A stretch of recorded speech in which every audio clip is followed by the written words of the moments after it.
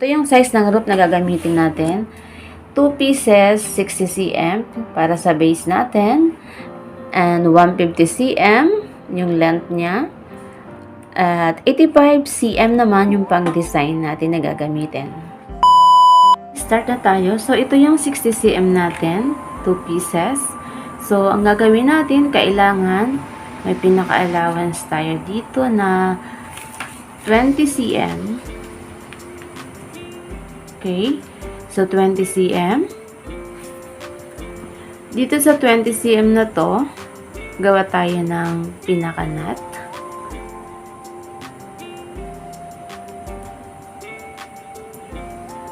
Okay. And then, before natin siya i-clip,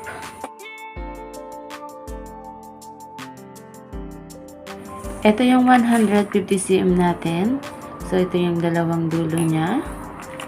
Gagawa muna tayo ng nut. Pantayin natin. And move natin siya dito. Left side muna. Then yung right side, ibabaw. Suot natin dito. Dito natin siya kukuhanin. So, ito yung right side. Dulo ng right side. Suot.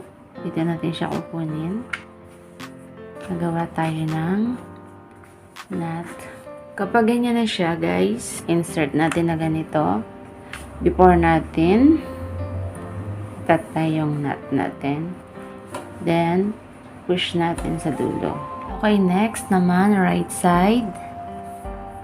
Yung left side natin, ibabaw. Dito natin isusuot. Dito natin siya kukuhanin.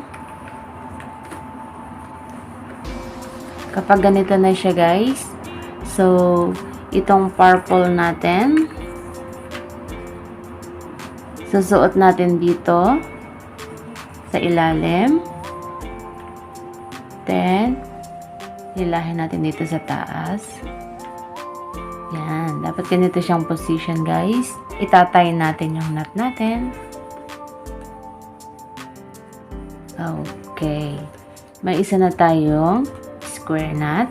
Okay. Left side naman ulit. Yung right side, ibabaw. So, dito natin kukunin. Okay. 1. And the right side. Suot dito natin siya kukuhanin. Okay. So, kapag gagawa na kayo ng square nut, guys, sa pangalawang nut natin, ilalagay yung ating design.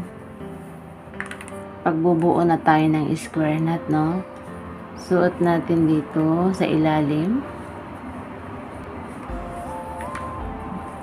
Ayan. Ganito siya, guys. Suot. And hihigitin natin dito. Dapat nakaganito siya. And then, hihilahin natin para maging square nut. Hihilahin nyo yung group.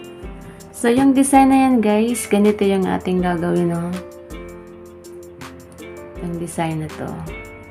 Ulitin ulit natin para makuha nyo sa left side. Muna mag-i-start. Then, yung right side, ibabaw.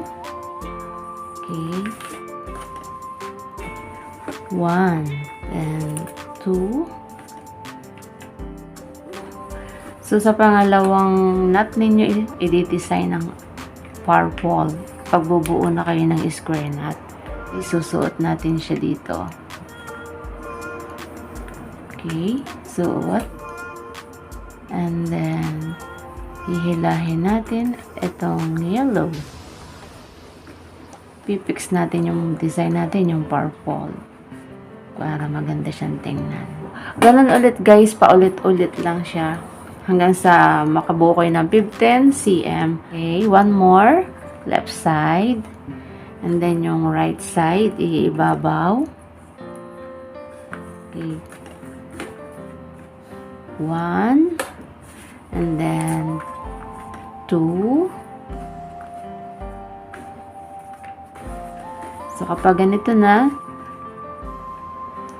gagawa tayo ng design. Dito natin gagamitin yung purple. Then, ganito lang naman siya, guys. So, isusuot natin. Madali lang siya. Then, hihilahin natin dito, taas. Ipipix natin siya ng ganito dapat, no? Yan. And then, ito namang nut, atin siyang ibubuhol. And then, hihigitin nyo siya para mag-fix siya ng ayos. Parehas yung design ninyo at itong inyong pinaka-base.